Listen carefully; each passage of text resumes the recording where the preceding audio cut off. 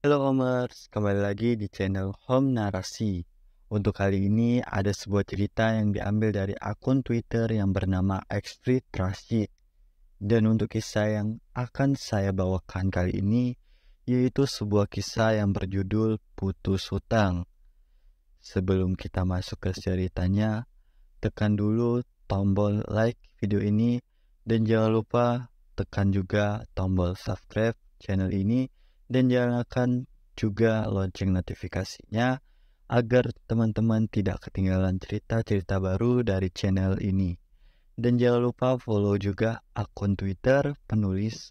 Dan seperti apa untuk kisah kali ini, langsung saja kita simak berikut ini.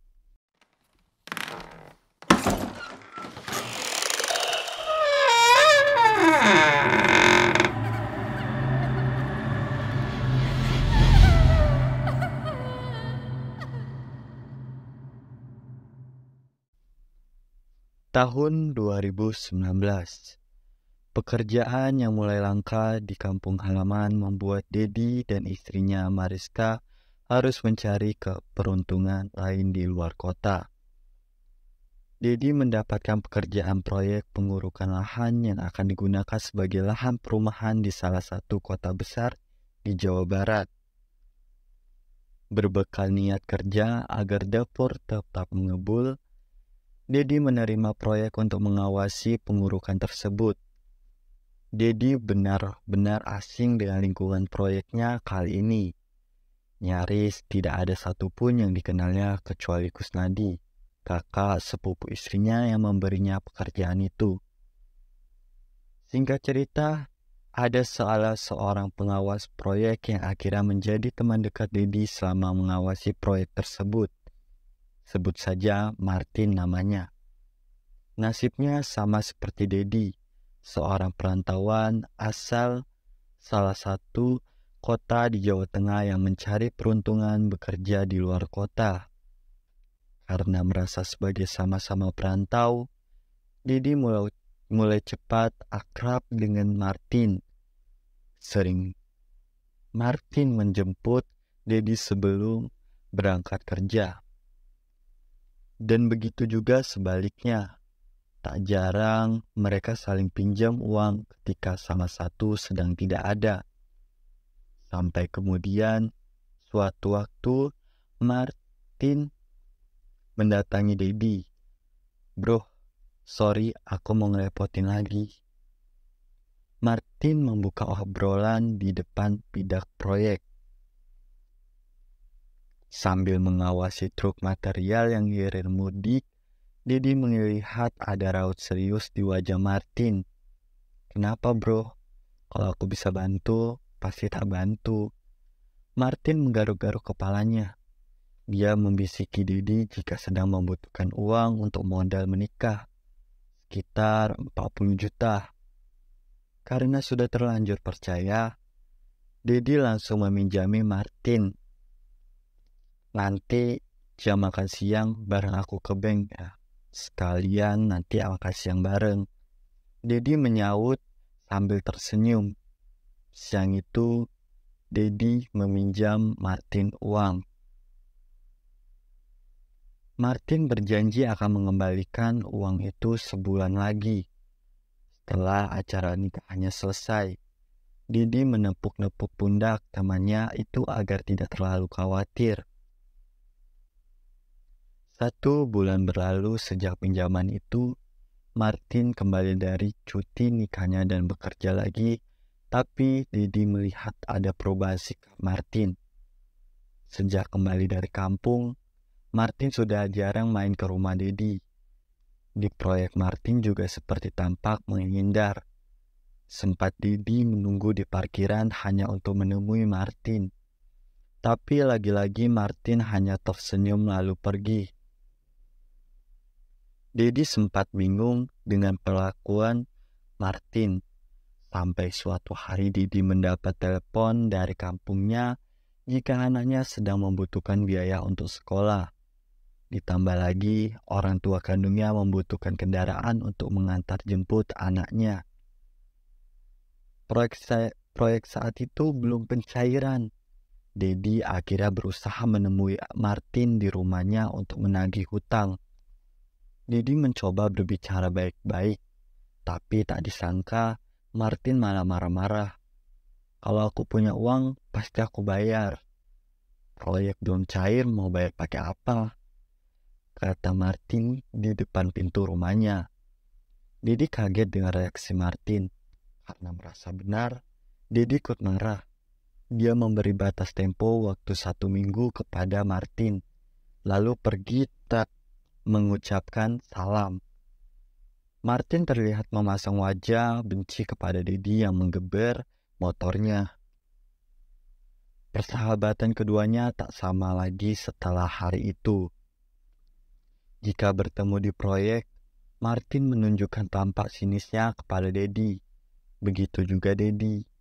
Pernah sekali saat kendaraannya berpapasan dengan Martin, Dedi sengaja berteriak, 4 hari lagi utangnya dibayar, sambil terus melaju. Sampai kemudian hari ke-6, setelah kejadian penagihan, Dedi tak sengaja berpapasan dengan Martin yang akan keluar ke parkiran. Tak seperti biasanya, raut wajah Martin tampak bersahabat.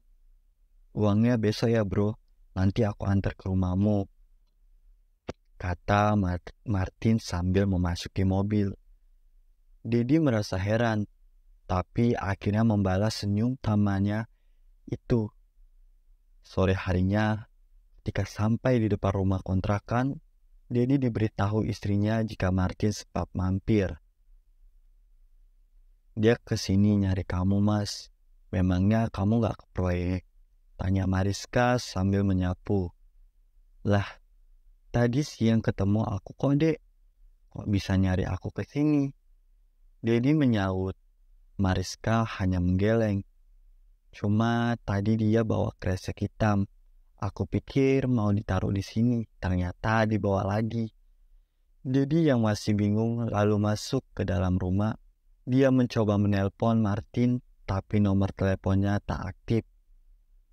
Dikiriminya pesan WA menanyakan maksud kedatangannya, tapi tak terkirim. Selepas maghrib, Dedi merasakan tubuhnya seperti merasakan masuk angin berat. Dia sempat meminta Mariska membuatkan wedang jahe, lalu tiduran ke dalam kamar. Di atas kasur, Dedi merasa tubuhnya mendadak berat. Dipakainya selimut sampai sebatas leher. Tak lama dia tertidur, dia dalam mimpinya. Dedi merasa pasti berada di dalam kamarnya. Dedi melihat ada sosok besar yang sedang duduk di sampingnya. Sosok itu membelakangi Dedi. Tiba-tiba, kepala sosok itu menoleh. Wajahnya hitam legam, hanya 2 bola matanya yang putih yang nampak. Sosok itu lalu berdiri dan melompat ke dadanya. Dedi ingin memberontak, tapi tubuhnya serasa seperti tidak bisa digerakkan. Mulutnya berusaha berteriak, tapi tak keluar suaranya. Sosok itu terus mendelik mendekatnya, wajahnya ke muka Dedi. Sesaat kemudian, Dedi bangun dari tidurnya. Tubuhnya dirasakan sangat panas. Lampu kamarnya dimatikan. Hanya sedikit cahaya masuk dari pintu yang terbuka. Mata Dedi yang masih linglung mencari-cari istrinya. Dia berusaha memanggil, tapi suaranya seperti tertahan. Mata Dedi tak sengaja menangkap wujud besar yang sedang berdiri di belakang pintu. Tubuhnya sama besarnya seperti yang ada di mimpi tadi. Keringat Dedi mengucur. Suaranya tak bisa keluar. Sosok bertubuh besar dengan rambut panjang itu perlahan mendekat. Dedi mencoba menggapai-gapai tangannya meraih apa yang bisa dipegang. Telunjuknya lalu menyentuh gelas wedang jahe dingin yang ada di atas meja. Dedi menariknya sampai gelas itu jatuh. Sosok itu nyaris menyentuh tubuh Dedi. Tapi istrinya datang hampir bersamaan. Lalu menyalakan lampu. Kok gelasnya dipecahkan mas? Kata Mariska sambil memungut pecahan beling. Dedi menarik nafas panjang sambil menarik punggungnya bersandar ke ujung ranjang. Mariska lalu meraba dahi Dedi yang berkeringat. "Panas banget, Mas. Besok kita periksa ya." Dedi hanya bisa mengangguk pelan. Esoknya, kondisi Dedi semakin parah. Bahkan untuk naik ke atas motor, kakinya tidak kuat. Akhirnya, Mariska meminta bantuan tetangga kontrakan untuk mengantar di klinik. Dokter tidak mendiagnosa Dedi terkena tifus dan diminta untuk rawat inap. Tapi Dedi tidak mau. Dia memilih beristirahat di rumah karena sejak masuk ke area klinik, Dedi melihat banyak pasien-pasien yang tampak terdiri pucat. Beberapa dilihatnya memiliki luka menganga di bagian tubuhnya, tapi mereka tetap berdiri dengan tatapan kosong. "Aku istirahat di rumah saja, Dik. Nanti mintakan surat saja ke dokter." Dedi memberitahu istrinya dengan suara serak. Akhirnya Dedi dirawat inap di rumah. Mariska mencoba menghubungi Martin, tapi lagi-lagi ponselnya tidak aktif. Ketika mengantar surat ke proyek, Mariska sempat melihat Martin, tapi teman suaminya itu justru berjalan menjauh. Di rumah, Dedi hanya bisa berbaring saja. Kaki dan tubuhnya terasa lemas. Mariska masih mengantar surat ke proyek dan belum kembali. Menjelang maghrib, hujan tiba-tiba turun dengan deras. Jam menunjukkan pukul 5:30 sore. Dedi yang setengah tertidur terbangun karena suara jendela. Bingkai jendela terbuka tutup terkena angin. Dedi mau beranjak menutup tapi tak kuat menopang badannya. Lampu-lampu rumah belum menyala. Tanda istrinya belum pulang. Dedi mencoba memaksa tubuhnya yang mulai terasa sakit untuk turun dari kasur. Baru setengah kakinya turun, suara jendela berhenti berbunyi. Dedi menatap ke arah jendela yang remang-remang masih terlihat. Sosok yang sempat muncul di mimpinya berdiri di luar jendela. Tubuhnya legam dengan rambut kasar hampir sepanjang tubuh. Tangan sosok itu lalu masuk ke dalam kamar. Lalu menyusul pelan-pelan semua anggota.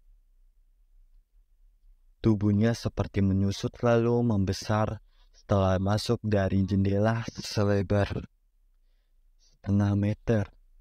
Tangan Dedi mencekram spray lalu tubuhnya terjatuh ke belakang. Makhluk itu mendekati tubuh Dedi.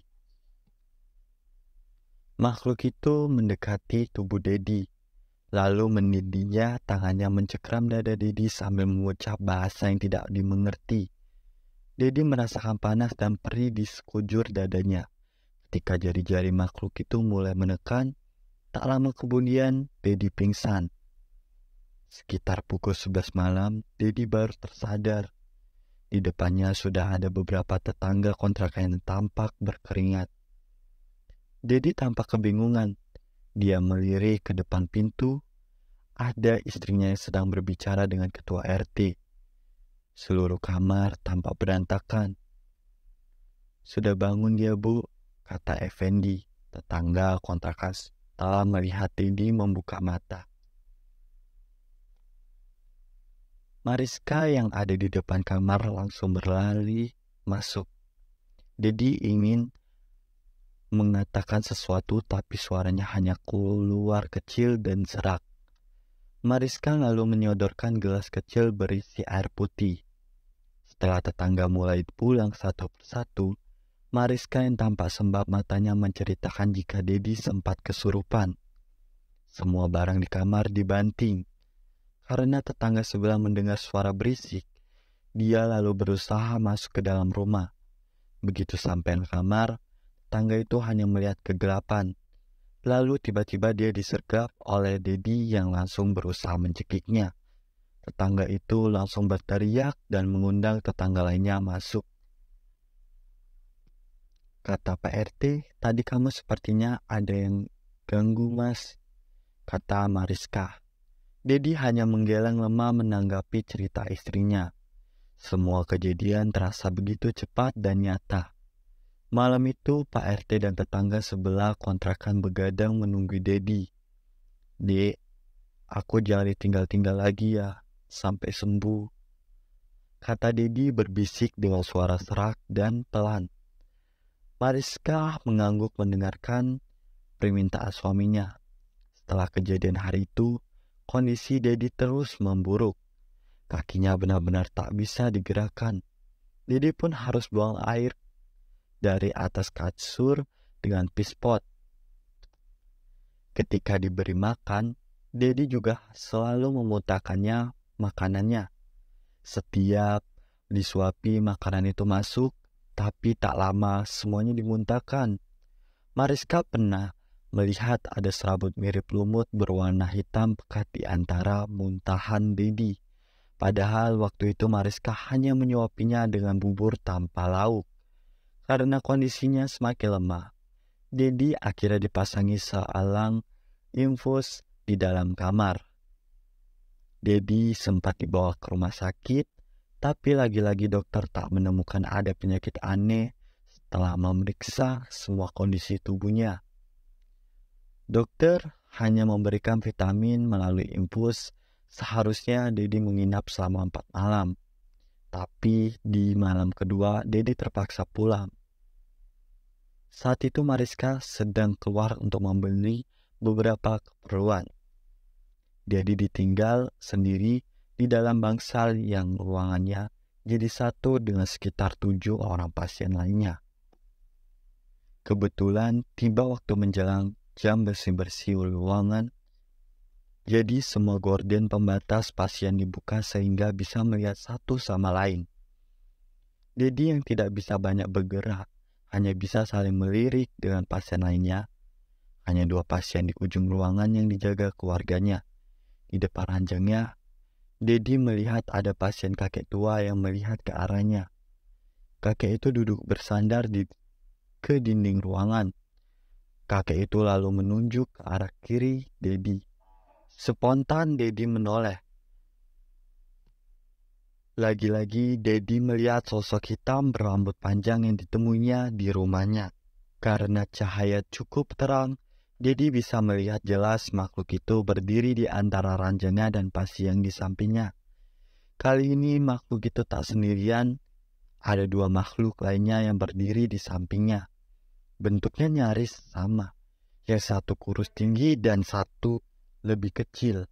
Makhluk hitam besar itu mendekati Dedi.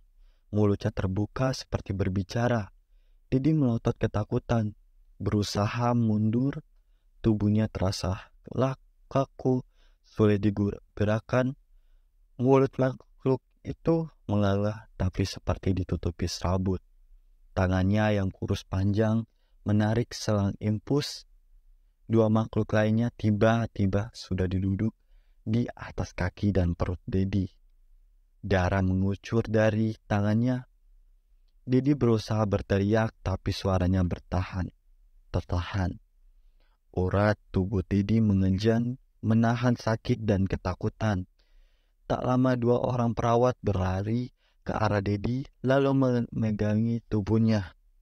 Dedi kembali pingsan. Ketika bangun, dia sudah berada di ruang isolasi.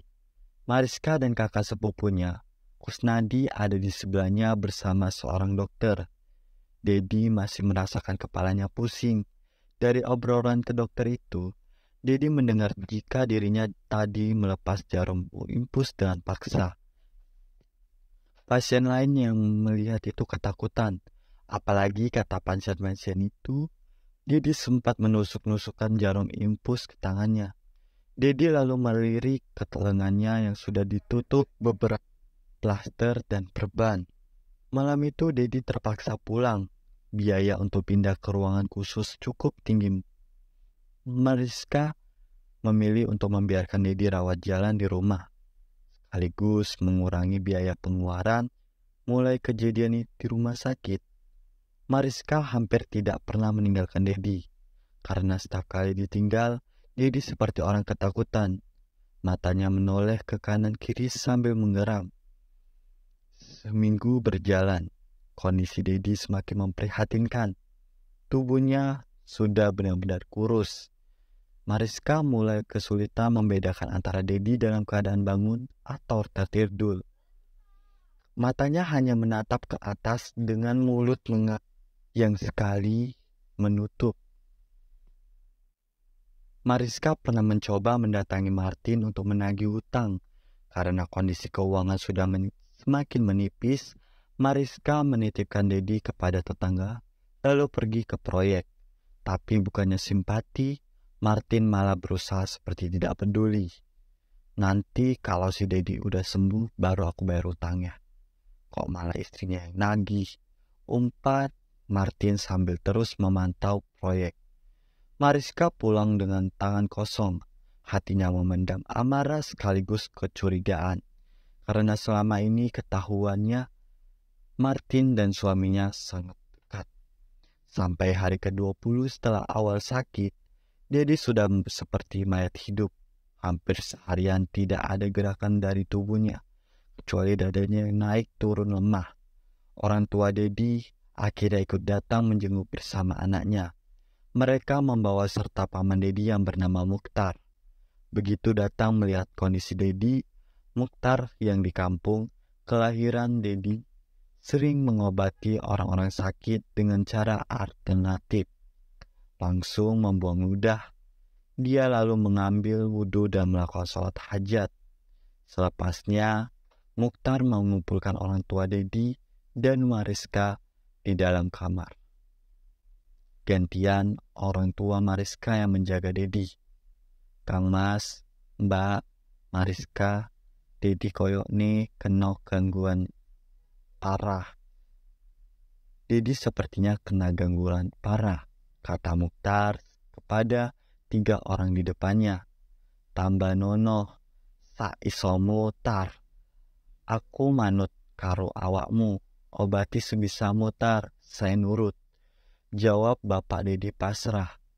Mariska dan Ibu Dedi juga sependapat. Akhirnya malam itu juga Mariska diminta mengumumkan jika Dedi dalam kondisi sakaratul maut. Semua orang yang mengenal Dedi, terutama teman-teman proyek, kabari agar berkenan datang ke rumahnya.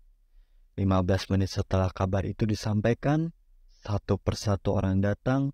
Tak sampai 1 jam sudah ada 30-an orang yang memenuhi rumah kontrakan Dedi. Sebagian besar temanku proyeknya. Di antara orang-orang itu, Mariska melihat Martin yang datang dengan baju koko. Martin terlihat penasaran melihat kondisi Dedi. Kepalanya menjubul dari sela-sela tamu yang memenuhi kamar. Tubuh Dedi sendiri yang ditutup kain jarik oleh Mukhtar. Di samping-sampingnya juga ditutupi kain jarik yang dibentangkan. Jadi mereka yang datang tak bisa melihat dengan jelas. Setelah semua tamu berkumpul, Mukhtar mengajak mereka untuk berdoa bersama di ruang tengah. Masing-masing tamu diberi segelas air putih yang kata Mukhtar digunakan untuk menampung doa.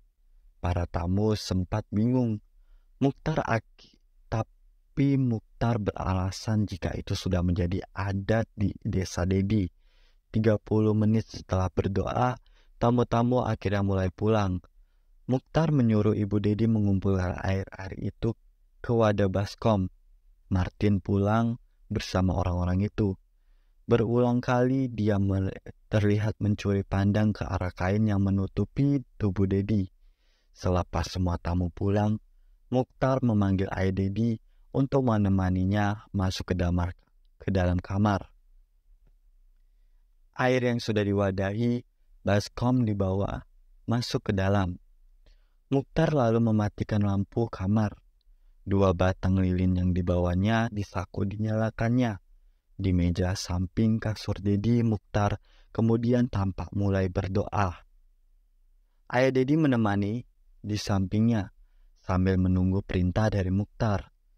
Cahaya 2 batang lilin menerangi seperempat ruangan kamar. Mukhtar berdoa cukup lama. Ayah Dedi beberapa kali menguap saking lamanya menunggu. Mata Ayah Dedi nyaris terpejam ketika dia menyadari ternyata ada sesosok makhluk bertubuh besar yang sudah duduk di atas kasur. Sosok itu seperti sedang menunggu tubuh Dedi. Ayah Dedi mulai merasa tak nyaman. Di sampingnya Mukhtar masih menunduk sambil membuka telapak tangan. Sosok itu tak bergerak, tapi terasa sekali aura kamar menjadi lebih pekat ketika sosok itu muncul. Ayah Dedi tak bisa melihat jelas wajah makhluk itu, tapi kepalanya terlihat lebih besar dari ukuran manusia normal, dengan rambut mirip injuk yang panjang.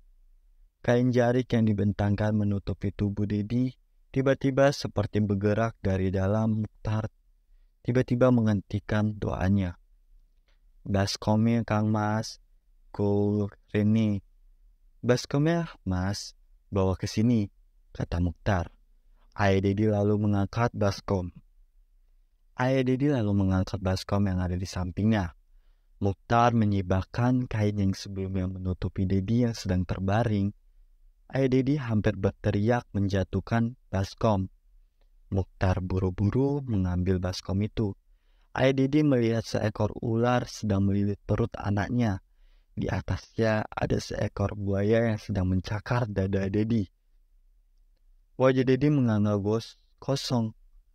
Tak menunggu lama, Mukhtar langsung menyiramkan air dari baskom itu ke tubuh Dedi. Begitu air menyentuh tubuh Dedi, sosok ular dan buaya yang tadinya membekap tubuh Dedi langsung mengendur. Ular melepaskan lilitannya lalu mengejang kaku. Begitu juga buaya yang bergulung menjauhi tubuh Dedi. Sosok hitam yang tadinya hanya duduk mendadak berdiri dan memunguti dua hewan itu. Dia tampak marah dan mendekati Mukhtar. Dengan cekatan Mukhtar mendorong sosok itu sampai terpental ke belakang. Sosok itu mengeluarkan bahasa-bahasa yang tidak bisa diartikan. Mukhtar seperti tak mendengar kompromi. Dia terus mendorong sosok itu sampai akhirnya menghilang di kegelapan kamar diiringi percikan api. Tubuh Ayah Dedi langsung terduduk lemas setelah makhluk itu hilang. Mukhtar beranjak menghidupkan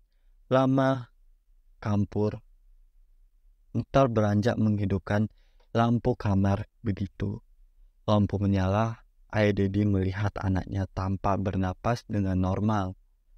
Matanya melihat ke kanan dan ke kiri seperti orang bingung. "Bapak," kata Dedi lemas. Lemas sambil menatap ayahnya. Setelah kejadian itu, kondisi Dedi perlahan mulai membaik. Sampai cerita ini ditulis, dia masih dalam tahap penyembuhan karena sudah terlalu lama tidak makan dan hanya berbaring di atas ranjang. Kabarnya, Dedi lalu pindah kontrakan dari tempat itu. Mukhtar yang menyembuhkan Dedi menceritakan jika memang ada salah satu temannya yang mengirimkan teluh atau santet agar dirinya sakit bahkan meninggal. Setelah mendengar cerita Dedi, Mukhtar meminta agar mengikhlaskan hutangnya karena dia tak menjamin si pengirim teluh akan diam setelah peristiwa itu. Oke teman-teman, seperti itulah akhir dari kisah ini. Semoga apa yang sudah saya sampaikan dalam kisah ini dapat dijadikan pelajaran untuk kita semua. Dan rezeki teman-teman yang baru bergabung, jangan lupa untuk like, comment, share, serta subscribe channel ini. Dan nantikan kisah-kisah horor berikutnya tetap di channel Home Narasi.